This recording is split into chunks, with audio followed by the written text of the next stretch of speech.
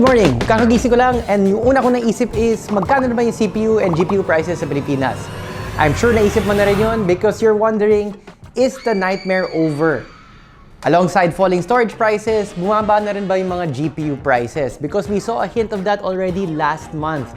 Noong March, gumanda yung mga prices ng GPUs. Did that trend continue? Let's check that out. This is our monthly Price Watch episode. Itong computer ko, galing Hardware Sugar. Kilala ko yung may-ari. And they're a great place to buy a rig or buy a component for upgrading. Of course, buy at ako. And one question we always hear in the shop is, Di ba mahal ang Windows? Di ba mahal ang Windows? Di ba mahal ang Windows? Di ba mahal ang Windows? Di ba mahal Windows? and yung sagot, not at all. This might be one of the most useful tricks I'm ever gonna give to you guys is how to buy Windows na mura. And hindi lang to sponsored ek-ek. Well, yes, sponsored ek-ek siya. Pero ginagamit talaga namin tong supplier na to. We've used them for hundreds of Windows activations. We trust them. We use them all the time. Kaya wholehearted talaga yung recommendation namin. And based on our own experience. First, where to go. So, nandito ka sa video and usually, nandito yung link sa baba. Just click on the link. So, ito yung CD key. Click on the link. It will bring you here. Win 11 Pro is the one you want. Just select buy now. You do need an account. Usual way of making an account. Meron na kami because yun nga, we've bought hundreds of keys from them. Sign in. Now, second most important is how to get that discount. So, ito yung usual checkout page niya. Type in our code, HS20, apply. Boom! Laki ng discount. I mean, relative to the price, wild. Submit order. And ito bago, mahalaga. They have local payment options, whether gusto mo 7-Eleven, Maya, GCash, etc. But yung recommended ko, at recommended din nila, para mabawasan yung transaction fees, QR. QR the best. So, pay now, magiging Philippine peso to. The usual way mo of paying for QR, just use it. So, use your phone, scan the QR, pay, good to go, and you'll come up with this page. And after payment, you'll come to the dashboard or yung user center nila. Your order will be up here on top. So, just go to your order. And what you want is view key. The key will be down here. Just copy and paste this. And your Windows is activated. Mura, maasahan, mabilis. I was hoping that the good news from March would continue onto April kasi nung March, maganda yung mga GPU prices. We saw a lot of decreases in a lot of the important models that we track. Although, yung problema, back to reality na tayo for April because the price increases are back with a vengeance. Most of the GPU models that we track have gone up in price. So, itong 1650, sold out ulit. None of the 4 major retailers that we track carry it again. Nagkataon lang last month na I think one had and then ngayon wala na ulit. 3050. The 3050 is the most expensive we've seen it in the past year or the past 18 months. So it's currently average price of around 14,800. Compare that to last April na 11,000 pesos lang siya. So 11 to 14 pataas after the span of 1 year. And more than that, price increase siya from the start of this year. January, increase. February, increase. March, increase. April, increase. Paakyat ng paakyat. Yung 3050 na, hindi yun bagong GPU. I mean, it's like 2 generations behind. It's not particularly powerful. And yet, paakyat ng paakyat yung presyo niya. 3060 12GB has remained steady. Although that's because not a lot of the stores that we track have it. But at least the one that does, mukhang may stock pa naman. 4060 went up in price again. Now it's at 19,000, which is very expensive. The 4060 is the most expensive we've seen it in since forever. I mean, it's currently average price around 19,300. I need to go back all the way to September 2024 when the 4060 was last at 19,000. Wild. Moving on to the 5060, this is the most expensive we've ever seen it. Current average price niya is 22,222. And even when we started tracking it, nung medyo bago pa siya, June 2025, 20,000 pesos lang yung average price niya. So, umakyat yung average price by 10% from the time we started tracking it. The first time we started tracking it, almost a year ago. 5060 Ti, 16 gigabytes, again, price increase. Again, the most expensive we've seen it for this year and ever. Decente pa yung price niya when we started tracking it last December. So, 29,000, almost 30,000. But now, we're at the most expensive at 38,800. And just like the other models we've seen, since the start of the year, paakyat ng paakyat yung price. 5070, the one bright spot, slightly lower, around 1,000 pesos at 39,758. 5070 Ti, price increase of around 1,000. Not too bad, but again, same trend. Since the start of this year, each month, the price has gone up. 62, 65, 66, and now 67.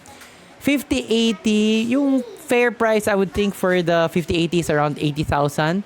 We're currently at 85,000. So we're 5,000 pesos more than what I would think a 5080 should nominally cost. And if you take a look last November, around 6 months ago, 72,000 pesos lang siya. Currently at 85K. Although at least the 5080 bucks the trend na hindi siya paakyat ng paakyat every month so far of this year. And compared to where it was last January at 88, now it's around 85. So, good news. Yung 5090 though, yun, umakyat ulit.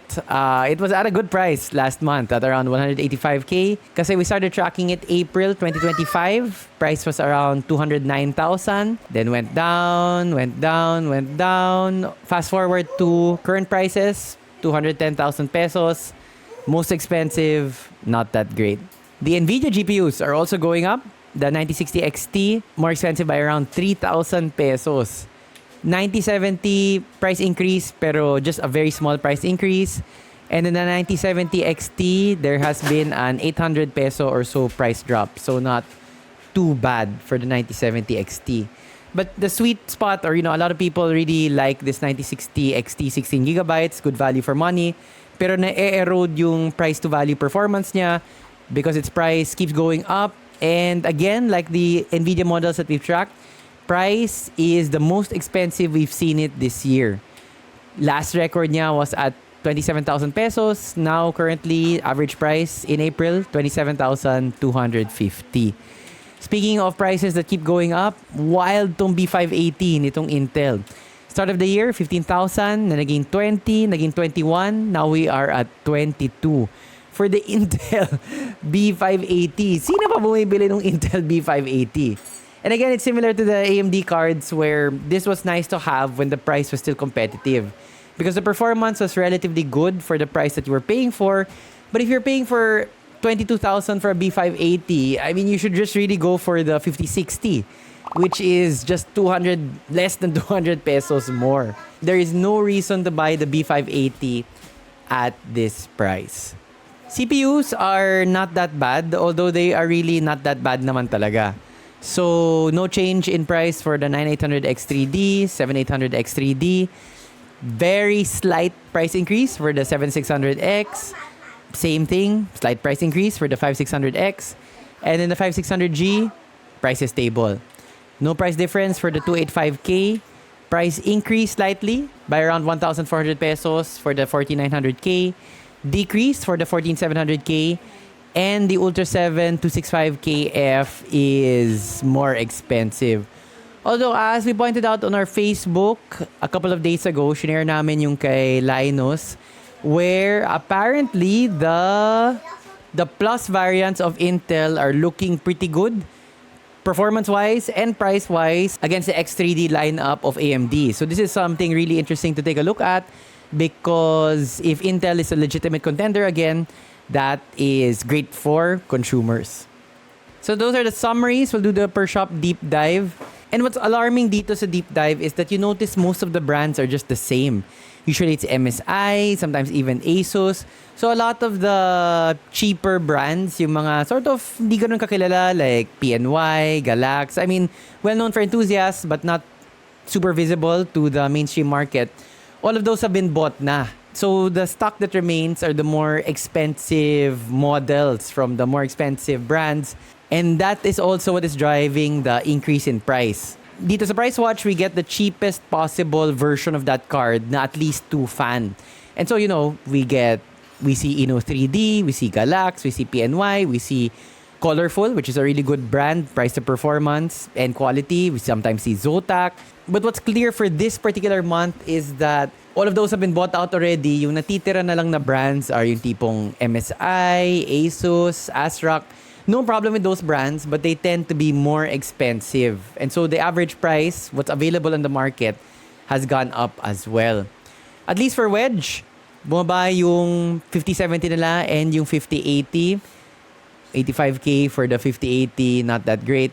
Although Wedge is not doing that well in terms of stocking AMD cards. Si Joker talaga, none of the AMD models that we track for this month. Husker, all of the GPU models that we track for NVIDIA have gone up. For the AMD side, price decrease for the 9070 XT. Joker, same thing. All of the models that we track, any changes, the prices have gone up. And then as mentioned nga, wala na silang AMD cards. Wash is a mixed bag. So price decrease for the 5070, 5070 Ti, but price increases for the 5060 and the 5060 Ti 16GB.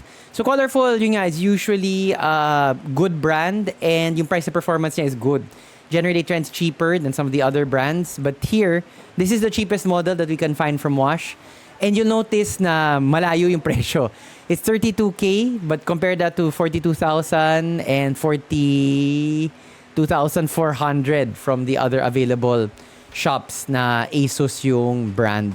Although this 32K is a price increase over the price that we saw last month na mga 31K lang siya. Then from Wash, price increases for the 9070 and the 9070 XT.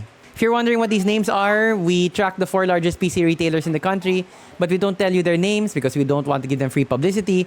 So we give them aliases, but the aliases are consistent. If you go back through this sheet, whoever Wedge is, yun lang talaga si Wedge, Husker, etc. So that we can see consistent pricing trends over time. Moving on to CPU, per shop deep dive, not much has changed. So price increase for the 7600X from Wedge, price decrease for the 14700K from Husker, and then price increases for the 5600X and the 14900K from Wash. So this is not a great time to buy GPUs. Tas yun nga, yung mas alarming na trend, paakyat yung prices since the start of the year. Recently in the news, there's been talk na pababa yung RAM prices, RAM and storage prices in the States.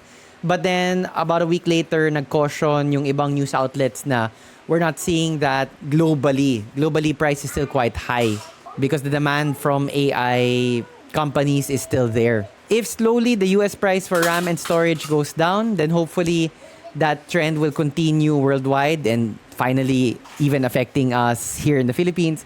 Of course, we are dealing with the Iran-US war. Price of oil goes up, price of gas goes up, everything goes up because that's integral to the basic economy. So, I don't know. This is a really crap time for prices. Personally, and I give it to you straight. Sometimes I say na if you can buy now and you're not waiting around for anything, I would pull the trigger and buy now. Like, I believe I said that last month when prices were looking good. This month, though, I would really hold. The prices are not looking that great.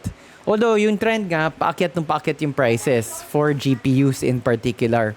So, if you want to take the gamble that, biglang magka-peace deal sa US-Iran, RAM prices continue to drop, all of that will probably force brands making GPUs na, okay, prices are going down.